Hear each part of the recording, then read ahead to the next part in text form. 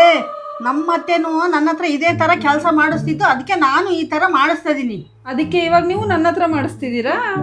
ಇದು ನಿಮ್ಮನೆ ತಾನೇ, ಮಾಡಿದ್ರೆ ತಪ್ಪೇನು? ಅದಕ್ಕೆ ಇಷ್ಟೊಂದೆಲ್ಲ ಕೆಲಸ ನಾನು ಒಬ್ಬಳೇ ಮಾಡ್ಬೇಕಾಗತ್ತೆ? ಬೇಡ, ನಿನ್ನ ಗಂಡ ಕೈಲಿ ಮಾಡಿಸು.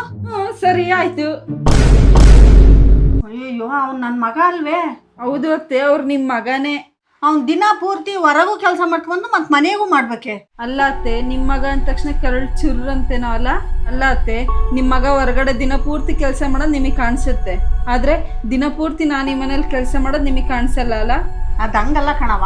ಅತ್ತೆ, ನಾನು ಕೂಡ ಅಪ್ಪ ಅಮ್ಮ ಬಂಧು ಬಳಗ ಅಂತ ಎಲ್ಲ ಬಿಟ್ಟು ಇದು ನನ್ನ ಫ್ಯಾಮಿಲಿ ಅಂತೇಳಿ ಬಂದಿದ್ದೀನತ್ತೆ. ನನ್ನನ್ನು ನಿಮ್ಮ ಮಗಳ ಥರ ನೋಡಿ, ನಿಮ್ಮ ಮನೆ ಕೆಲಸದೋಳ ಥರ ಅಲ್ಲ. ಇಲ್ಲ ಕಣವ, ನೀನು ನನ್ನ ಮಗಳಿದ್ದಂಗೆ. ಮಗಳಿದ್ದಂಗೆ ಅನ್ನೋದಕ್ಕೂ ನೀನೇ ನನ್ನ ಮಗಳು ಅನ್ನೋದಕ್ಕೂ ತುಂಬ ವ್ಯತ್ಯಾಸ ಇದೆ ಅತ್ತೆ. ನಿಜ, ನಮ್ಮಂಥ ಸೊಸೆಯರಿಗೆ ಒಂದೊಂದ್ಸರಿ ಯಾವ ರೀತಿ ಫೀಲ್ ಆಗುತ್ತೆ ಅಂತ ಗೊತ್ತಾ?